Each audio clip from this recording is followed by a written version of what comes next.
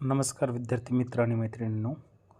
महाराष्ट्र राज्य परीक्षा परिषद पुणे यांनी इयत्ता 5वीची 22 फेब्रुवारी 2026ला जी परीक्षा झालेली होती स्कॉलरशिपची पूर्व उच्च प्राथमिक शिष्यवृत्ती परीक्षा, त्यातील पेपर क्रमांक 1 प्रथम भाषा व गणित यांची अंतरिम उत्तरसूची जाहीर केलेली आहे. प्रथम भाषा म्हणजेच मराठी व गणित याची अंतरिम उत्तरसूची. तर तुम्ही इथे पाहू शकता ABCD या सर्व संचांची अंतरिम उत्तरसूची त्यांनी जाहीर केलेली आहे. ही उत्तरसूची पेपर क्रमांक 1ची आहे. पेपर क्रमांक 2ची उत्तरसूची पाहू शकता तुम्ही. ही पेपर क्रमांक 2 म्हणजेच तृतीय भाषा व बुद्धिमत्ता, म्हणजे तृतीय भाषा म्हणजेच इंग्रजी व बुद्धिमत्तेची आन्सर की आहे.